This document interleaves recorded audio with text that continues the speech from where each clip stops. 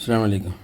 അങ്ങനെ ഞാനും പോയിട്ടോ മനോഹരമായ ആ ഒരു നഗരി കാണാൻ. സമസ്തയുടെ 100-ാം വാർഷികം, 100 വർഷത്തിലൊരിക്കൽ നടക്കുന്ന ആ ഒരു പ്രോഗ്രാം വളരെ മനോഹരമായിരുന്നു. അത് കാണാൻ നവാസിന് ഭയങ്കര തിടുക്കമായിരുന്നു.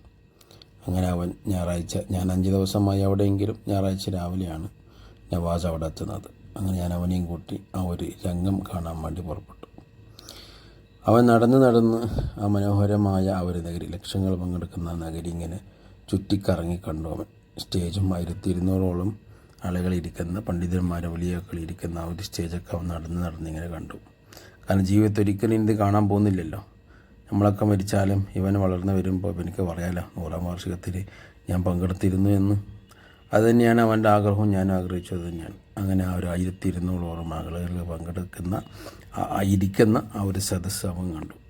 അത് കണ്ടിങ്ങനെ അതിൻ്റെ സദസ്സും മറുഭാഗത്ത് ഇങ്ങനെ കാണാമായിരുന്നു. ആളുകൾ ഇങ്ങനെ വന്നുകൊണ്ടിരിക്കാൻ രാവിലെ സമയം. അതൊക്കെ ഇങ്ങനെ കണ്ടതിന് ശേഷം അവൻ ചോദിച്ചു, ഇത്രയും ദിവസം ഉപ്പ എവിടെയായിരുന്നു ചോദിച്ചു. അപ്പോൾ ഞാൻ പറഞ്ഞു, ഇവിടുന്ന് ഏകദേശം ഒരു 3 കിലോമീറ്റർ നിനക്ക് നടക്കാൻ പറ്റില്ല. അവൻ പറഞ്ഞു, ഞാൻ നടക്കാൻ റെഡിയാണെന്ന്. എന്നാൽ നടന്നോന്ന് പറഞ്ഞു. അങ്ങനെ അവനെ നടക്കാൻ തുടങ്ങി.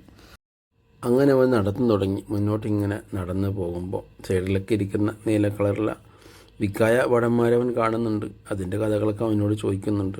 അങ്ങനെ അവൻ നല്ല സ്പീഡിലാണ് നടത്തം, നല്ല ആവേശത്തിലാണ് നടത്തം. നടന്ന് ഇങ്ങനെ മുന്നോട്ട് പോയി.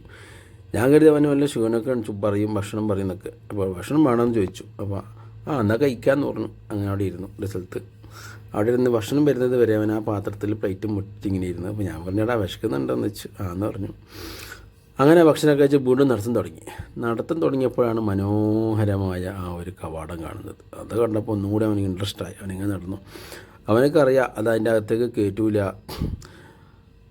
ദായിമാർ മാത്രമേ ഉള്ളൂ, പിന്നെ കയറ്റില്ല എന്ന് എനിക്ക് തോന്നി. അങ്ങനെ നടന്ന് മുന്നോട്ട് പോയി കവാടങ്ങളൊക്കെ കഴിഞ്ഞു. ഈ കവാടത്തിനെക്കുറിച്ച് ചോദിച്ചു. അപ്പോൾ ഞാൻ പറഞ്ഞു കൊടുത്തു, കവാടത്തിൻ്റെ വിശേഷങ്ങളൊക്കെ പറഞ്ഞു കൊടുത്തു. ഈ കവാടത്തിന് താഴോട്ടേക്കും പോകാൻ പറ്റില്ല എന്ന് പറഞ്ഞു. എനിക്ക് ഏതായാലും ഒഫീഷ്യൽ കാർഡുണ്ട്, ദാഴി ആയതുകൊണ്ട് അതിൻ്റെ ടാഗും ഉള്ളതുകൊണ്ട് ഞാൻ 2 ടാഗ് കൊടുത്തു. അവനെ മെല്ലെ അകത്ത് കയറ്റണമെന്ന് ആഗ്രഹിച്ചു. ഞാൻ പറഞ്ഞോടാ മുന്നോട്ടൊന്നും കയറാൻ പറ്റില്ല എന്ന് പറഞ്ഞു. അപ്പം അവനവിടെ നിന്നു. കയറാൻ പറ്റില്ല എന്ന് പറഞ്ഞപ്പോൾ അവൻ മെല്ലെ സൈഡിൽ കൂടെ വന്നിട്ട് ആ മനോഹരമായ ഒരു കാഴ്ച ഇങ്ങനെ അവൻ ഒറ്റയ്ക്ക് ഇരുന്ന് കണ്ടു. മേൽഭാഗത്ത് നിന്ന് നോക്കിയാൽ 40,000-ഓളം ആളുകൾ, 30,000 ക്യാമ്പിൽ പങ്കെടുത്ത ദാഴിമാർ, അതുപോലെ ജനറൽ ക്യാമ്പിൽ പങ്കെടുത്ത ആളുകൾക്ക് മനോഹരമായി അതവൻ കണ്ടു. കണ്ടപ്പോൾ അവനോട് ചോദിച്ചു, മെല്ലെ നമുക്ക് അകത്ത് പോകാൻ പറ്റുമെന്ന് ചോദിച്ചു. അവനെ കൂട്ടിയിട്ട് പോകാമെന്ന് പറഞ്ഞ് അവനെ ഞാൻ അവിടുന്ന് മെല്ലെ കൂട്ടി. ആ ഒരു രംഗം കണ്ട് ആകെ അത്ഭുതപ്പെട്ടു. ഗിന്നസ് റെക്കോർഡിലേക്ക് വരാൻ സാധ്യതയുള്ള അത്രയും മനോഹരമായ ക്യാമ്പായിരുന്നു ആ ക്യാമ്പ്. 30,000-ഓളം ആളുകൾ അവിടെ പങ്കെടുക്കുകയും 10,000-ഓളം ആളുകൾ പുറത്തുണ്ടാവുകയും 40,000 ആളുകൾക്കാണ് അന്ന് യഥാർത്ഥത്തിൽ ആ 4 ദിവസം ഭക്ഷണം വെച്ചത്. അങ്ങനെ അത് കാണാൻ വേണ്ടി ഞാൻ പോകാൻ പറഞ്ഞു. കൂട്ടിങ്ങനെ നടന്നു. ഏതായാലും അതിൻ്റെ അകത്തേക്ക് അന്നത്തെ ദിവസം വലിയൊരു ചെക്കിങ് ഇല്ലായിരുന്നു. അപ്പോൾ അവന് വലിയ സംശയം തോന്നി, അവൻ അങ്ങോട്ട് എന്നെ കയറ്റുമോ വാ എന്ന് പറഞ്ഞ് എൻ്റെ അടുത്ത് 2 ടാഗ് ഉണ്ടായിരുന്നു. ഒന്ന് ഒഫീഷ്യൽ ഉണ്ടായിരുന്നു, എൻ്റെ അത് താഴെയായതുകൊണ്ട് അവൻ്റെ അകത്ത് അത് വിട്ടുകൊടുത്തു. അഥവാ ചെക്കിങ് ഉണ്ടെങ്കിൽ കാണിച്ചാലോ എന്ന് കരുതി. അപ്പോൾ ഏതായാലും ഒന്നും ഉണ്ടായില്ല. അപ്പം അവന് ആ ഒരു കാണാൻ പല ആളുകളിങ്ങനെ പുറത്തോട്ടിങ്ങനെ പോവുകയാണ്. അപ്പം ഇങ്ങനെ മുന്നോട്ടിങ്ങനെ നടന്നു. പെട്ടെന്ന് അവന് തോന്നി മുൻഭാഗത്ത് അവിടുന്ന് ആരെങ്കിലുമൊക്കെ സ്കാനർ ചോദിക്കുന്നു. അപ്പോൾ ചെറിയൊരു പേടിയുണ്ടായി. അപ്പോൾ ഞാൻ അവനോട് പറഞ്ഞു, കുഴപ്പമില്ല നടന്നോ, നമുക്കുള്ളിട്ട് കയറാമെന്ന് പറഞ്ഞു. അങ്ങനെ പോയി. 2ാമത്തെ ഗേറ്റ് ഇങ്ങനെ കണ്ടപ്പോൾ അവന് ആവേശം കൂടി. അപ്പോൾ എൻ്റെയൊക്കെ ഒന്ന് വലിച്ച് മുറിച്ചിങ്ങനെ നടന്ന് മുന്നോട്ട് പോവുകയാണ്. അങ്ങനെ മുന്നോട്ടിങ്ങനെ നടന്നു പോകുമ്പോൾ മുൻഭാഗത്ത് ആ ഒരു ചെക്കിങ് ചെയ്യുന്ന സ്ഥലത്തെത്തി. അപ്പോൾ അവർക്ക് ചെറിയ സംശയം തോന്നി, ഇവിടുന്ന് അല്ലെങ്കിൽ ചോദിക്കുമെന്നുള്ളൊരു പേടി. ഞാൻ പറഞ്ഞു, കുഴപ്പമില്ല, ഇതിപ്പോൾ ഏകദേശം സമയം ഉച്ചയായി. അപ്പോൾ കുറച്ച് ആളുകളൊക്കെ പുറത്തേക്ക് പോകാൻ തുടങ്ങിയിട്ടുണ്ട്. മെയിൻ വേദിയിലേക്ക് നമ്മൾ നേരത്തെ കാണിച്ചല്ലോ, ആ വേദിയിലേക്ക് പലരും മെല്ലെ നടന്ന് നീങ്ങുന്നുണ്ട്. കാരണം 2.5 കിലോമീറ്ററുകളുണ്ട്. അപ്പോൾ ഇവൻ ഏകദേശം 6 കിലോമീറ്റർ ഏകദേശം ഇവനെ നടന്നു കേട്ടോ. മെയിൻ റോഡിൽ നിന്ന് ഇങ്ങോട്ട് കിലോമീറ്റർ നടന്നു. ഞാൻ ചോദിച്ചു ക്ഷീണമുണ്ടോ, ഇല്ല എന്ന് പറഞ്ഞു. അങ്ങനെ നടന്നു. അപ്പോഴാണ് 2ാമത്തെ ഗേറ്റ്, മെയിൻ ഗേറ്റ്, അഥവാ അതിൻ്റെ അകത്ത് സ്കാനറോട് കൂടിയാണ് അങ്ങോട്ട് ഗേറ്റ്. അവിടെ എത്തിയപ്പോൾ അവനക്ക് ചെറിയ സംശയം തോന്നി, ഇനി ഇവിടെ തന്നെ പിടിക്കുമോ. അപ്പം ഞാൻ പറഞ്ഞില്ല, നമുക്ക് പോകാം. ഏതായാലും എൻ്റെ കഴുത്തിൽ എൻ്റെ അടുത്ത് 2 ടാഗുകളുണ്ട്. ഒരു ടാഗ് അതല്ല അവൻ്റെ കഴുത്തിലിട്ടെടുത്തു. അവിടെ നിന്ന് ആ ഒരു കാഴ്ച ഇങ്ങനെ അവൻ കണ്ട് ആസ്വദിച്ചു. അവിടെ നിന്നൊരു ഫോട്ടോകളൊക്കെ ഒന്ന് ഫേസൊക്കെ തന്നു, ഫോട്ടോ എടുത്തു. എന്നിട്ട് അവനെ ഞാൻ വീണ്ടും ഉള്ളിലേക്ക് കയറ്റിക്കൊണ്ടുപോയി. കയറ്റുമ്പോൾ നല്ല പൊടിയായിരുന്നു. അപ്പോൾ മാസ്കൊക്കെ ധരിച്ചു. കാരണം അറിയാമല്ലോ, പൊടിയായി കഴിഞ്ഞാൽ പിന്നെ പ്രശ്നമാണ്. അങ്ങനെ മാസ്കും ധരിച്ച് അവർ മനോഹരമായ ഒരു ടെൻറ്റ് ഇങ്ങനെ കണ്ട് ആസ്വദിച്ചത്. ഒരുപാട് ആലിമ്യങ്ങൾ ഉസ്താദുമാർ അവരൊക്കെ കണ്ടു. പിന്നെ പ്രത്യേകിച്ച് എൻ്റെ കൂടെ വന്നിരുന്ന ഒരുപാട് ബാംഗ്ലൂരിൽ നിന്നും നാട്ടിൽ നിന്നൊക്കെ വന്ന പല സുഹൃത്തുക്കളും ഉസ്താദുമാരൊക്കെ ഉണ്ട്. അവരൊക്കെ ഒന്ന് കണ്ട് സംസാരിച്ചു. അവിടെ മെയിൻ ഗേറ്റിൻ്റെ അകത്ത് മനോഹരമായ നടുവിലൊരു സ്തംഭം ഉണ്ടായിരുന്നു. അവിടെ നിന്ന് ചെറിയ ഫോട്ടോകളൊക്കെ എടുത്ത് എന്നിട്ടിങ്ങനെ അവൻ ആവേശത്തിലാണ്. ഇത്രയും കിലോമീറ്റർ നടന്നെന്നുള്ള യാതൊരു ക്ഷീണവും അവനിൽ കണ്ടില്ല. അങ്ങനെ അവിടെ കയറിയിരുന്ന് ആ ഒരു കാഴ്ച ഞാൻ അവനക്ക് മനോഹരമായി കാണിച്ചു കൊടുത്തു. ഒന്ന് കണ്ടോട്ടെ അനുവാദം തരുമോ എൻ്റെ ഹൃദയത്തിൻ ഇരുളങ്ങ് മാറാൻ, ഒന്ന് വിളിച്ചോട്ടെ അനുകമ്പ വരുമോ ഇനിയും കരിയാത്ത പാപങ്ങൾ തീരാൻ, ഒന്ന് കണ്ടോട്ടെ അനുവാദം തരുമോ എൻ്റെ ഹൃദയത്തിൻ ഇരുളങ്ങ് മാറാൻ, ഒന്ന് വിളിച്ചോട്ടെ അനുകമ്പ വരുമോ. അങ്ങനെ അവിടെ ഫോട്ടോയ്ക്ക് വേണ്ടി ഒരു ഫ്രെയിമൊക്കെ ഉണ്ട്. അവിടെ നിന്ന് കുറച്ച് ഫോട്ടോകളൊക്കെ എടുത്തു. അവനും ഫോട്ടോ എടുത്തു. ഫ്രെയിമിൻ്റെ അകത്ത് നിന്നിട്ട് ഞാനും ചെറിയ ഫോട്ടോ ഒക്കെ എടുത്തു.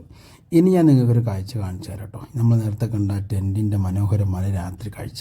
തങ്ങൾ വിളിച്ചാൽ എങ്ങനെയാ വിളി തള്ളാനാ, ആലിക്കുട്ടി ഉസ്താദിൻ മൊഴി എങ്ങനെ മാറാനാ, ജിഫിരി തങ്ങൾ വിളിച്ചാൽ എങ്ങനെയാ വിളി തള്ളാനാ, ആലിക്കുട്ടി ഉസ്താദിൻ മൊഴി എങ്ങനെ മാറാനാ.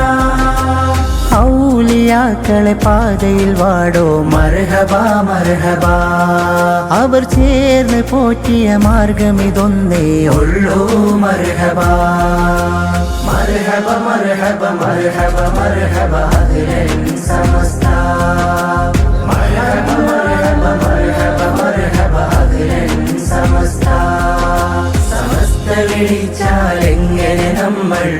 അങ്ങനെ നവാസ് അകത്തെത്തിട്ടോ. അകത്തെത്തിയവിടെ എൻ്റെ കൂട്ടുകാരൻ നബീൽ യമാനിയെ കണ്ടു. ഈ നബീൽ യമാനി നവാസിന് ആദ്യം പരിചയമുള്ളവനായിരുന്നു. പിന്നെ എൻ്റെ ചെറുപ്പകാലത്ത് കൂട്ടുകാരനായ നസീർ മൂര്യയുടെ മീമിൻ്റെ ക്യാപ്റ്റനായിരുന്നു. അതുപോലെ ജുനൈദ് മീമിൻ്റെ ക്യാപ്റ്റനായിരുന്നു. എൻ്റെ സുഹൃത്തുക്കളായിരുന്നു. അവരൊക്കെ കണ്ട് സംസാരിച്ചു. പിന്നെ എൻ്റെ അസ്മൽ ഫൈസി ഉണ്ടായിരുന്നു. അതും എൻ്റെ കൂട്ടുകാരനാണ്. അവരൊക്കെ കണ്ടതിന് ശേഷം എൻ്റെ സ്വന്തം നാട്ടുകാരായ SKSF-ൻ്റെ എൻ്റെ പ്രവർത്തകരുണ്ടായിരുന്നു. അവരൊക്കെ കണ്ടു. അങ്ങനെ ടെൻറ്റിൻ്റെ എല്ലാ ഭാഗവും നോക്കി കണ്ട് ആസ്വദിച്ചു കേട്ടോ നവാസ്. ഇനി ഞാൻ നിങ്ങൾക്ക് മനോഹരമായ മറ്റൊരു കാഴ്ച കാണിച്ചു തരാം കേട്ടോ.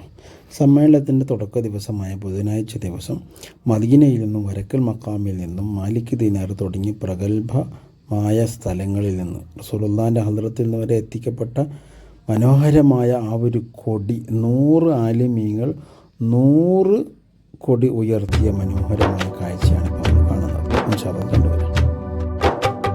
സമസ്ത കേരള ജമിയത്തുൽ ഉലമ, സമർത്ഥർ പണ്ഡിതർ പടുത്ത മഹിമ, സഹിച്ച ത്യാഗവും വരിച്ച നേട്ടവും വിരുത്തിടാൻ നിജമേ, ഇവിടമിൽ വിതഴികൾ വിളയാടും സമയമിൽ വിടർന്നൊരു പവിത്ര സരണിയുമേ, പുകളുകൾ പെരുത്ത സംഘവുമേ. സമസ്ത കേരള ജമിയത്തുൽ ഉലമ, സമർത്ഥർ പണ്ഡിതർ പടുത്ത മഹിമ, സഹിച്ച ത്യാഗവും വരിച്ച നേട്ടവും വിരുത്തിടാൻ നിജമേ, ഇവിടമിൽ വിതഴികൾ വിളയാടും സമയമിൽ വിടർന്നൊരു പവിത്ര സരണിയുമേ, പുകളുകൾ പെരുത്ത സംഘവുമേ.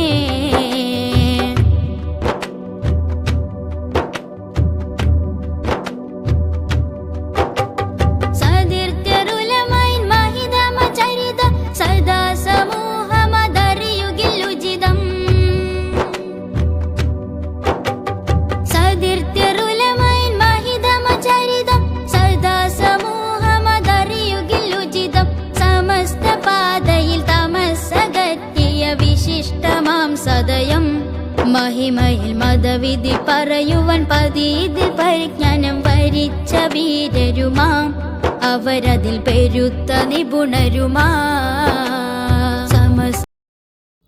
അങ്ങനെ അൽഹംദുലില്ലാ മനോഹരമായ ആ ഒരു കാഴ്ചകളൊക്കെ കണ്ടിട്ട് സമ്മേളനം കഴിയുന്നതിന് മുൻപ് തന്നെ ഞാൻ മടങ്ങിട്ടോ. കാരണം ഒന്നാമത് രാത്രിയായ നവാസ് ഉറങ്ങിപ്പോകും.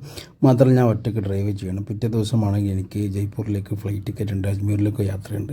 ആ യാത്ര കൂടെ ഇൻഷാല്ലാ കാണിക്കാം. അങ്ങനെ മനോഹരമായ ആ കാഴ്ചകളൊക്കെ കണ്ടിട്ട് നല്ലൊരു സദസ്സും മനഃശാന്തിയോടെ ഞാൻ മടങ്ങിട്ടോ.